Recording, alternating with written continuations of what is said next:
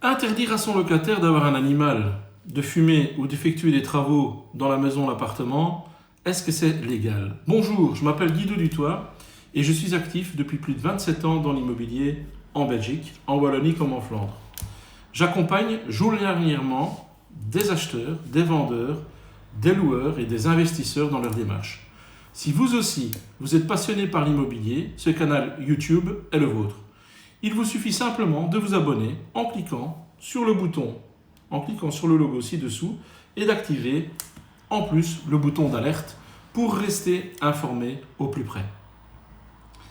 Venons-en au sujet de la vidéo.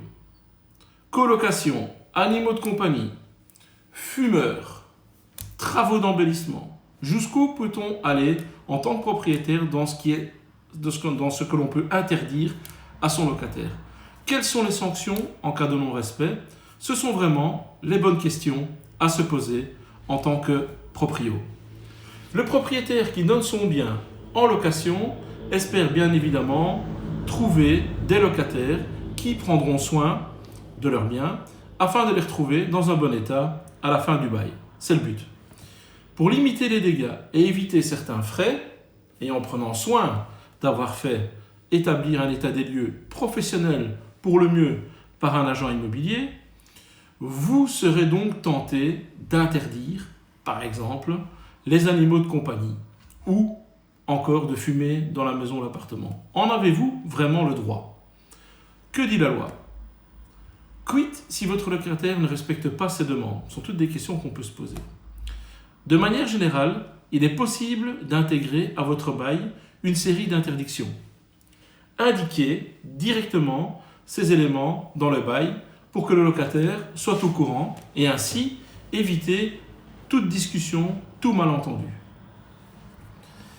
Mais le propriétaire ne peut pas interdire tout ce qu'il souhaite, comme il le souhaite.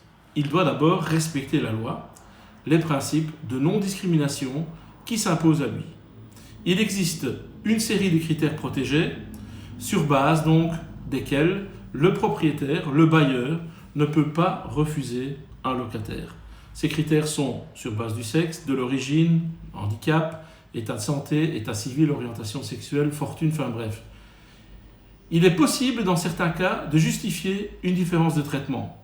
Un propriétaire peut par exemple refuser de louer son bien à une personne à mobilité réduite, donc si son appartement s'il se situe au 3e étage et qu'il n'y a pas d'ascenseur. C'est un peu compliqué. Dans ce cas, ce n'est pas perçu comme une discrimination, mais c'est justifié sur base d'un élément objectif. Voici ce qu'un propriétaire peut interdire à son locataire. La première chose, par exemple, ce sont les animaux domestiques. Un bailleur peut interdire les animaux domestiques pour autant que cette interdiction soit justifiée et ne soit pas excessive. Par exemple, si les pièces de vie sont recouvertes de parquet, l'interdiction d'un chien dans l'habitation peut être justifiée. Par contre, si le bailleur ne peut pas interdire le chien d'une personne malvoyante dans son bien, ce qui serait considéré comme discriminant. Notez toutefois, chers téléspectateurs, que si votre locataire ne respecte pas l'interdiction, le juge de paix ne vous donnera pas automatiquement raison. Certains juges de paix ont autorisé des locataires à avoir un animal de compagnie alors que le contrat de bail l'interdisait, au motif que l'interdiction porte atteinte à la vie privée et familiale du locataire. Le juge de paix peut donc maintenir ou non l'interdiction d'animaux en fonction donc des circonstances. Quelles circonstances? Quel animal? Quel type de bien? Présence ou non d'un jardin? Quels sont les matériaux qui recouvrent le sol? La justice peut prendre des mesures pouvant aller d'une prescription visant à réduire les nuisances ou dégâts jusqu'à l'expulsion des animaux et une rupture du contrat de bail. Le juge de paix considère généralement qu'il faut accepter un animal de compagnie pour autant qu'il ne soit pas dérangeant. Certains juges également estiment que la clause interdisant les animaux domestiques viole les droits au respect de la vie privée. Donc, si vous n'avez pas interdit la présence d'animaux dans votre bail, dans la convention écrite, et que le chien de votre locataire a occasionné des dégâts, vous pouvez tout de suite, ou tout de même, en tant que propriétaire, demander au juge de paix de l'interdire, ou d'interdire cet animal sur la base de ces dégâts, de même que s'il crée trop de nuisances au voisinage. Le propriétaire pourrait contraindre son locataire à effectuer les réparations nécessaires puisque ce dernier est tenu d'user du bien en bon père de famille. S'il apparaît aussi donc que la présence des animaux cause un trouble, notamment un trouble de voisinage, le juge de paix pourrait également résilier le bail, même s'il n'y avait pas d'interdiction d'animaux inscrite dans le bail, car le locataire a une obligation d'entretien des lieux. C'est une obligation. Une deuxième interdiction éventuelle, ce serait changer l'affectation du bien. Si vous donnez votre bien en location en tant que résidence principale, vous pouvez interdire à votre locataire d'en changer l'affectation. Cela veut dire, autrement dit, d'en faire un commerce, un bureau commercial, enfin bref. Cela vaut bien entendu pour les autres types de baux, bail de colocation, bail étudiant, bail commercial, etc.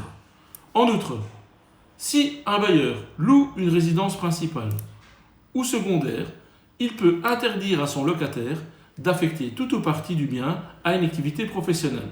Autrement dit, le locataire ne pourra pas faire passer tout ou partie de son loyer en tant que frais professionnels.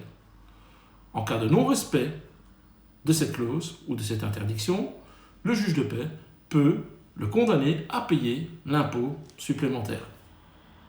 Troisième type d'interdiction, les travaux donc, et l'embellissement donc, des lieux. Un bailleur peut aussi interdire à son locataire de changer la couleur des murs, par exemple. Plus exactement, il lui est possible d'interdire les travaux d'embellissement, amélioration et transformation sans un accord écrit et préalable du bailleur. Le locataire a donc l'obligation de remettre en état, sauf les réparations occasionnées donc par la vétusté et la force majeure. Si vous louez un appartement peint en blanc, le locataire qui l'aurait peint en bleu devra le repeindre en blanc à la fin du bail. Quelles que soient les modifications hors vétusté et évidemment hors force majeure du bien, celles-ci devront, d'une manière ou d'une autre, avoir donc disparu lorsque le bailleur récupérera son bien. Ce sera fait dans le constat donc, de l'état des lieux de sortie. Quatrième type d'interdiction, les fumeurs. Vous pouvez aussi interdire à votre locataire de fumer à l'intérieur du logement que vous lui louez. S'il fume quand même, le locataire devra repeindre l'appartement dont les murs auront été jaunis par la fumée. De même que si le locataire brave l'interdit et fume à l'intérieur, il n'est pas certain que le juge de paix résilie le bail, mais il peut demander au locataire de repeindre les murs après avoir effectué donc un constat. Il faudra toujours évidemment un constat effectué par une personne assermentée. La cinquième chose, c'est la sous-location ou la colocation. Donc, vous n'êtes pas obligé de donner donc un accord de sous-location ou de colocation. C'est pareil, si votre locataire prend quand même la liberté de le faire, le juge de paix pourra donc en décider peut-être autrement. En résumé, un propriétaire peut interdire certaines activités à son locataire, mais en respectant les principes de non-discrimination, je répète, sexe, origine, handicap, orientation sexuelle, etc. Il peut interdire par exemple les animaux domestiques, de fumer, de changer l'affectation du bien, la sous-location ou encore les travaux et embellissements, si c'est marqué donc dans le bail. Et si le locataire ne respecte pas les interdictions inscrites dans le bail, le juge de paix peut ne pas les sanctionner selon les cas ou aller jusqu'à résilier donc le bail ou prendre un chemin entre les deux. Mais surtout, la sécurité la plus optimale est d'avoir un bon dossier location, complet et bien enregistré, comme le prévoit la loi, surtout la loi belge. Surtout, je vous conseillerais un état des lieux d'entrée détaillé et enregistré fera très certainement la différence en cas de litige.